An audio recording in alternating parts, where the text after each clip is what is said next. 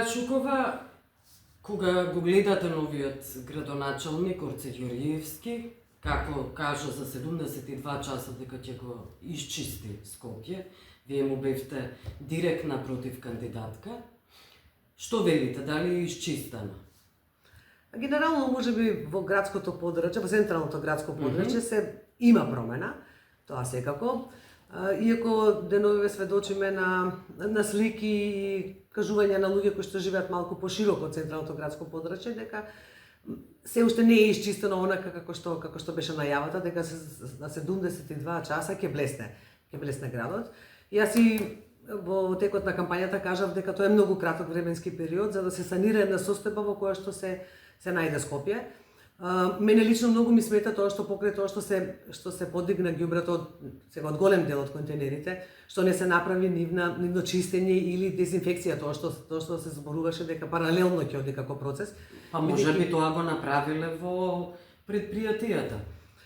Не знам, меѓутоа состојбата со контейнерите е таква каква што е. Дел од нив точно се празни, меѓутоа се уште изгледаат многу лошо и мислам дека на таа состојба мора што побрзо да се работи. Предпоставувам да бидат набавени нови... Тоа секако, меѓутоа дека не бидат набавени нови, да се санира ова што го имаме во моментот, бидејќи навистина изгледаат во ужасна состојба, покрај тоа што голем дел од нив се искршени, тоа не можете секако да го поправите, верувам. Меѓутоа, барем да бидат исчистени, бидејќи се навистина изгледаат многу лошо. Многу прљаво изгледаат, еве народно кажано. Мислам дека треба да се поработи на тој дел. Имавме таква една акција, гледавме во општина Центар се случуваше. Сега кога го давате за пример Центар, секој би ви кажал заради тоа што Горан Герасимовски е градоначалникот на Центар, заради тоа го давате за пример.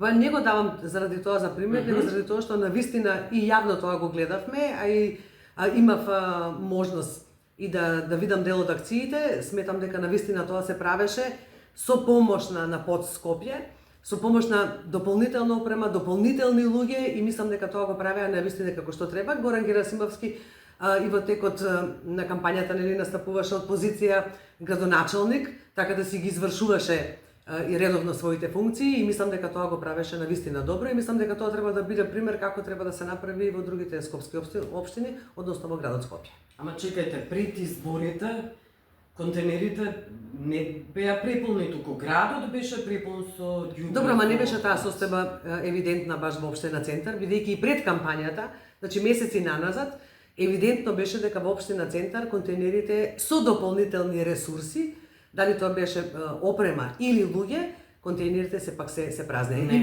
Имаше разлика во однос на другите. Знаете како изгледаше центарот на Скопје. Еве јас каде што живеам барем знам и тоа на самиот дел на Партизанска беше затрупана со ѓубре предолго време. Тоа траеше со месец скоро. Градот Скопје преку комунална хигиена е надлежен особено да ги чисти главните булевари и раскрсниците, да речеме. Се што е спорадично, мислам дека паралелните улици, оние што се помалите улици, мислам дека таму беа повеќе интервенциите на општина Центар. Иако во моментот не требаше да речеме и да не интервенираат и на главните булевари, меѓутоа мислам дека комунална хигиена и покрај тоа што беше состојбата лоша со Скопје, главните булевари сепак ги поминуваше. Општина Центар, по моите сознание, по тоа ја што го видов, сепак во споредните улици каде што имаше канти контейнери вршеше чистење и дезинфекција на опремата. Мене тоа во моментот исто така ми е многу битно, пред се заради здравјето на граѓаните да се направи дезинфекција и на постојната опрема каква што е. Сега гледаме најави за кривични пријави кон Даниела Арсовска од страна на новиот градоначалник Орце Ѓорѓиевски. Ете има информации дека пријавил во обвинителство. Очекувате ли брзо процесуирање и брза рака на правдата, така да го наречеме тој процес? Да, јас го слушав деновиве главниот обвинител Јовески, дека очекува докази кои што ќе пристигнат преку Министерството за внатрешни работи во обвинителството, дека во моментот нема добиени докази, дека очекува и дека врз основа на сите докази кои што ќе ги и соодветни пријави кои што ќе ги добие во обвинителството, дека ќе реагира.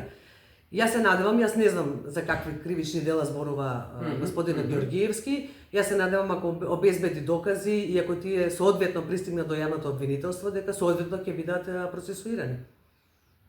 Добро, Даниела Арсовска го обвинува дека неправедно ги отпушта луѓето. Тој има таму една сериозна, неколку стотици луѓе кои не оделе воопшто на работа. Тоа е всушност еден манир низ, па може да се каже, низ децениите кои останува администрацијата, не само што е партизирана, што е насекаде критикувано и во извештаите на Европска комисија, но всушност администрацијата живее во други места, во други градови, други држави, а зема плата. Таквите состојби секако треба да се санкционираат. Мене она што ми смета не само во однос на оваа акција, да речеме, отпуштање од работа на 500 луѓе, ако навистина не се однесувале, не ги исполнувале условите кои што од Законот за работни односи, секако дека не треба да останат на работа. Мене ми смета нетранспарентноста. Јас очекував дека имаше такви најави дека градот ќе работи транспарентно. Добро. Јас и деновиве слушам и од некои од медиумите кои што побарале официјални податоци од градот во однос на неколку прашања кои што се актуелни деновите, а тоа е да речеме 72 часа чистење, каква опрема се користеше, дали навистина, тоа прашање во неколку наврати го слушнав, и истото си го поставувам секако, дали навистина целата она опрема која што беше ангажирана, а тоа се пред се камионите, имаат дозвола за собирање и транспорт на отпад. Мора да се има апсолутно дозвола? мора да се има, бидејќи за да управувате возило, да собирате и да транспортирате отпад, вие мора да бидете со регистарски број дел од дозвола за собирање и транспорт на отпад кој што издава надлежен орган, односно издава Министерството за животна средина. А зошто е тоа важно? Тоа е важно заради тоа што се знае секој правен субјект кој што добива дозвола, точно мора да се знае со која опрема ќе ги исполнува условите на дозволата. Што значи дека, еве хипотетички, појасно да биде за граѓаните, аплицирате за дозвола и во дозволата со регистарски број ги ставате возилата со кои што ќе вршите собирање и транспорт на отпад. Бидејќи вие не можете денеска да собирате отпад, а со едно такво возило утре да пренесувате, пример да речеме, дури и песок или било што друго. На ова прашање кое што беше поставено до градот, не добивме одговори и јас сметам дека тоа е нетранспарентност и дека треба да почне градот на вистина да биде транспарентен.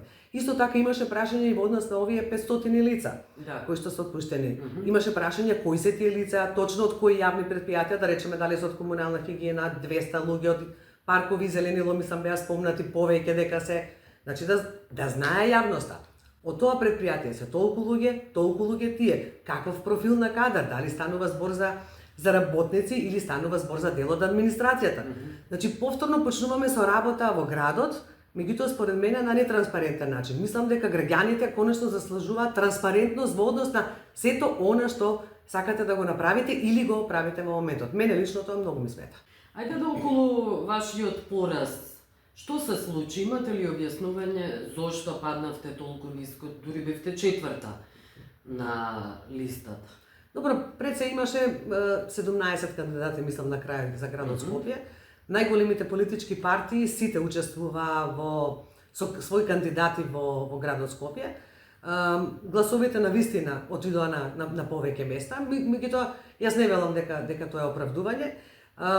Јас својата кампања ја базирав врз основа на реални проекти, кои што им ги презентирав на граѓаните. Јас не ги напаѓав другите против кандидати, не измислував приказни за другите против кандидати, какви што се измислија за мене дека сум била 7 години министар, а не сум направила ништо. Ја всушност бев министар 1 година и 4 месеци, можеби бев и во таа влада одреден период и 2,5 години и државен секретар, меѓутоа тоа не ми носеше позиција врз основа на која што ќе можам да носам финални одлуки во ресорот кој што го водев само година и 4 месеци, за да се отворат и започнат или продолжат одредени процеси. Кој ве спречуваше во тој период? Не, никој не ме спречуваше. Јас во година и 4 месеци на вистина започнав неколку процеси кои што треба да се спроведуваат и во оваа година и пол гледам дека тие многу слабо се спроведуваат, како да речеме процесот за регионално управување со отпад, заемот кој што го земавме од Европска банка за обнова и развој.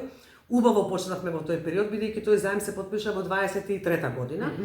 убаво започнавме, меѓутоа за оваа година и пол гледам дека има стагнирање, дека послабо оде процесот. Исто да речеме, во тој период започна и процесот за заемот од Европска инвестициона банка за подобрување на водоснабдувањето во општините во цела држава.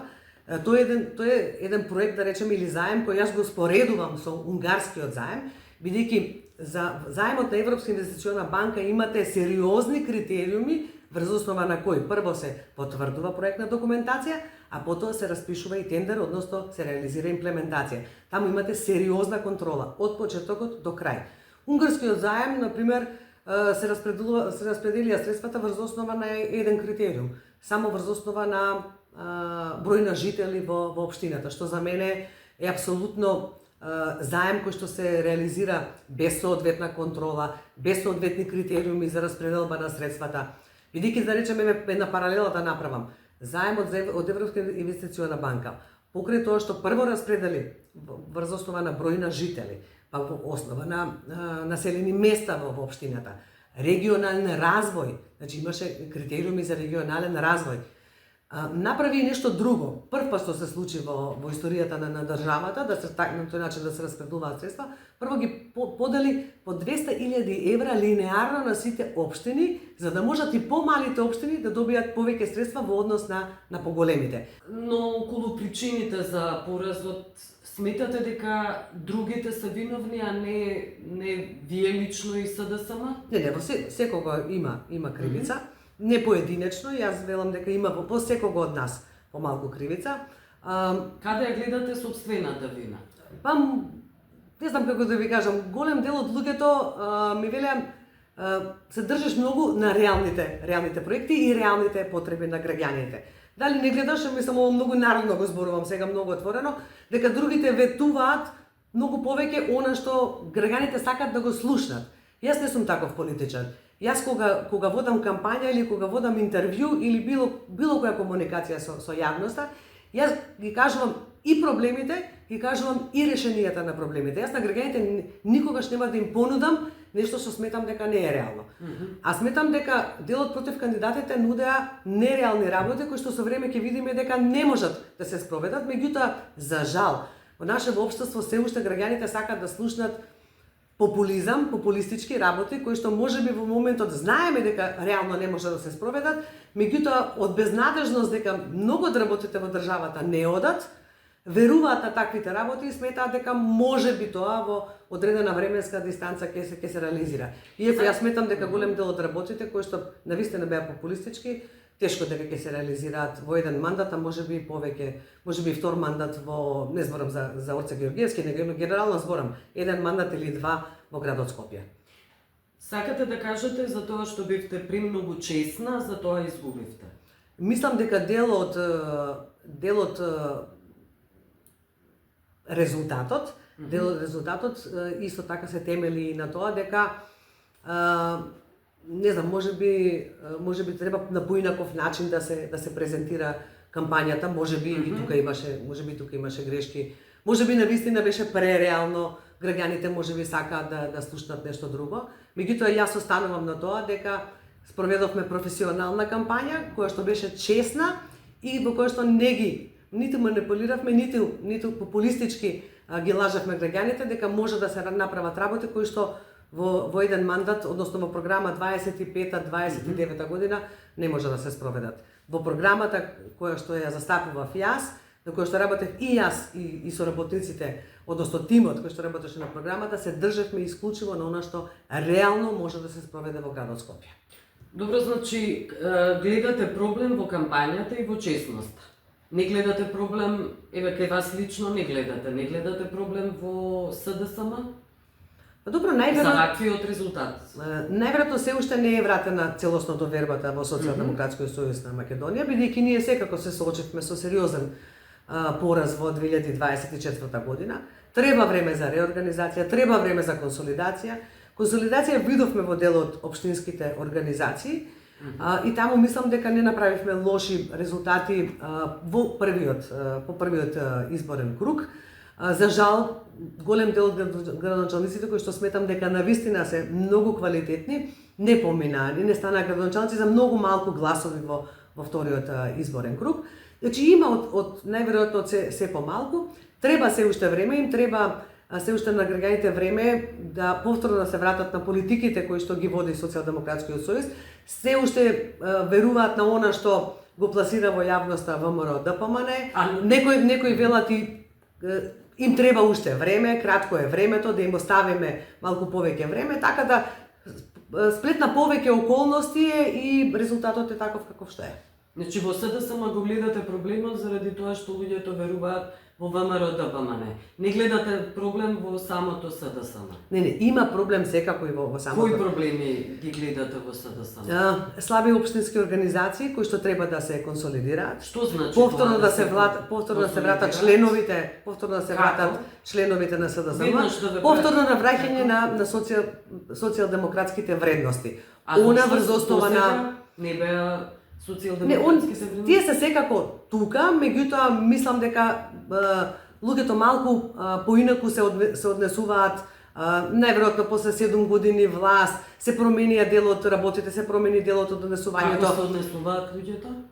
Како се однесуваат индивидуално е секако, меѓутоа мислам дека треба малку да бидат поотворени спрема луѓето, повеќе комуникација да има, повеќе да се зборува за вистинските вредности, да се вратиме на она што е вистинското СДСМ, да го има другарството, да го има пријателството. Има многу фактори за основа на кои што треба да се работи ако сакаме да направиме сериозна консолидација.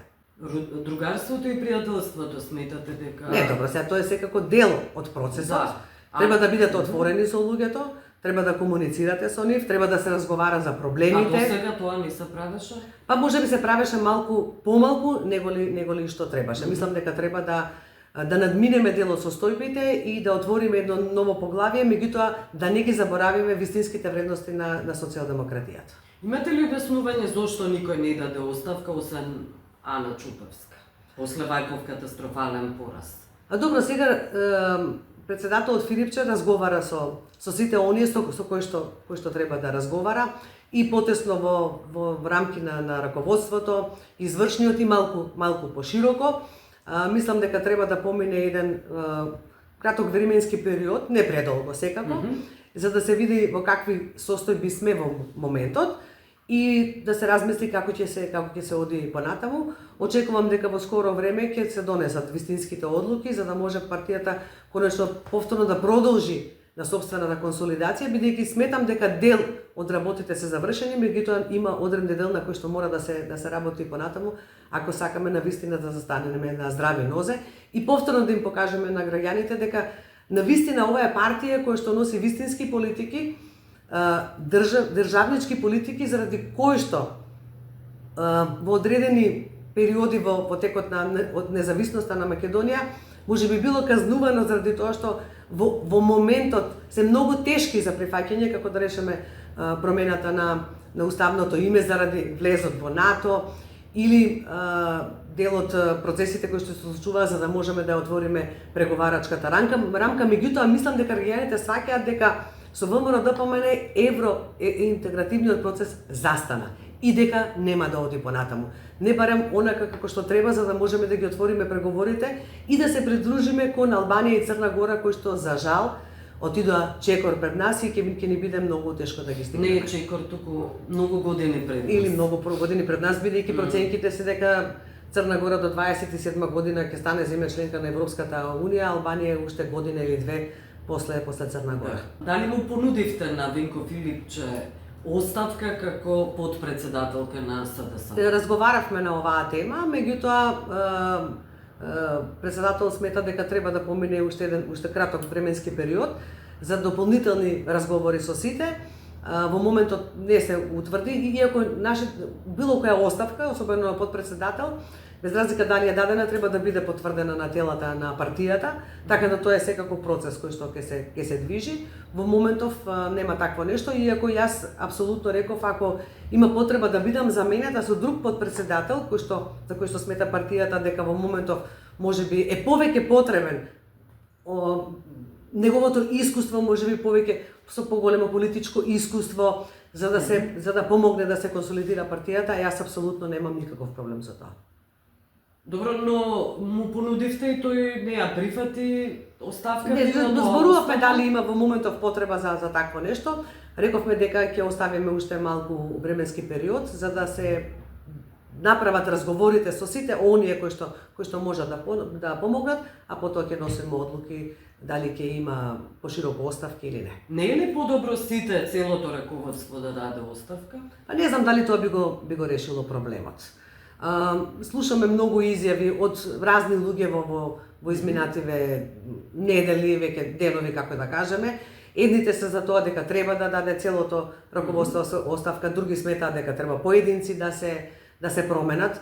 Мислам дека не е главната можеби причина кој раководи со Социјалдемократскиот сојуз.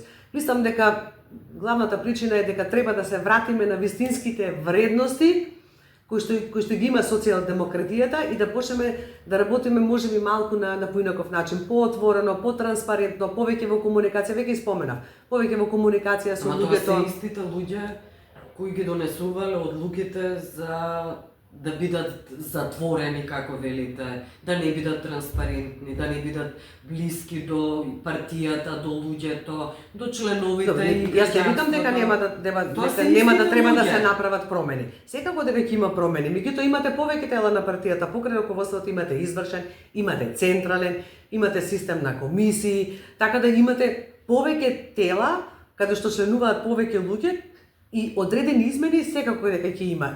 И од раководството до централниот. Меѓутоа мислам дека треба да помине уште еден мал временски период за да се направат разговори со сите, да видиме какви се можностите, кои се потребите, кои се размислувањата и на кој начин и кој и како може да помогне за понатамошна консолидација на партијата. Добро, сметате дека Венко Филипче треба да остане лидер во СДСМ? Јас мислам дека во Венко Филипче само година и пол, не знам дали има и цела година и пол е председател на партијата. Сметам дека треба да му се даде уште шанса, бидејќи сметам дека тоа е краток временски период со кој што раководи со партијата. Времето ќе покаже дали навистина тоа оди во права насока, меѓутоа во овој момент не сметам дека има потреба да се направи промена на председател на партијата. Времето ќе покаже, велите, не се доволно два изборни циклуси, добро, во многу краток локалните временски период.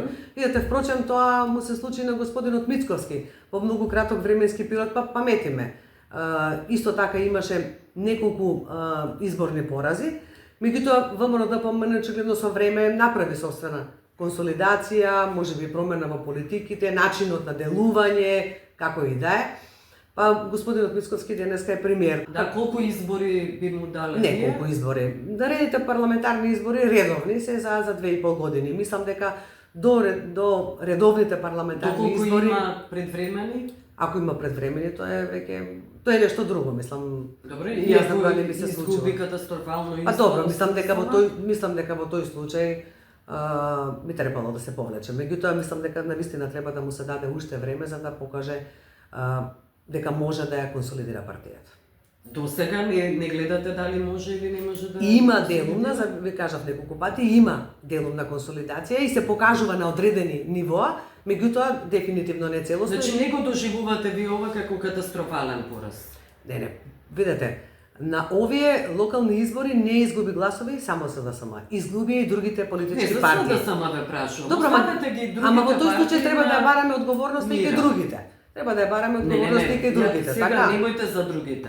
Како што ВМРО-ДПМН се лутите кога бара одговорност од СДСМ и од Венко Филипче. А мислам дека на ВМРО-ДПМН не му е работа да бара одговорност од Венко Филипче и мислам дека треба да се позанимава со државата. Затоа е добро и вие да се занимавате со СДСМ кога ве прашам дали сметате дека ова не е доволен катастрофален пораз. Мислам, поразот е секако лош, катастрофален. Лош е поразот секако. Катастрофален беше во 2024 година. Се уште очигледно нема сериозна консолидација и заради тоа резултатите се вакви. Меѓутоа, повторно ќе кажам, цензусот беше исполнет, меѓутоа излезноста беше мала на овие локални избори, во вториот круг па уште помала во однос на првиот круг. сите изгубија дел од гласовите, ВМРО ДПМН впрочем изгуби Ама 30, чуете. ама добро, не. За СДСМ ви одговарате. ВМРО ДПМН и нивните грешките и ќе си одговараат пред граѓаните, заради тоа што се тие сега владеачка партија. И сега Да, те имаат апсолутна власт и сега на вистина имаат. веќе не може никој друг да им биде крив за тоа што им се случува во државата. Не, но е проблем 1.800.000 гласачи има во Македонија, а толку според пописот се резидентни гласачи. Значи, изборниот список е сериозно проблематичен. Да, е нешто што мора подитно Зошто? да се ревидира. Ама Апсолутно. подитно, ама колку изборни циклуси подитно се вели. Зошто се согласува СДСМ со ваков избирачки список? Па не е прашањето дали се согласува или не се согласува. Треба да се отвори процес и конечно да се ревидира избирачкиот список. Ама добро, не се ревидира. Зошто се согласувате воопшто да одите тогаш на избори? Зошто не инсистирате? И велите дека мала била излезноста. Не може да кажете колкава била излезноста, една од причините за поразот, кога не може ни да знаете на вистина колкава е, колку има гласачи. А добро, тоа е дефинитивно, пак ќе кажам, процес кој што мора да се спроведе. Благодарам за овој разговор. Благодарам ја вас.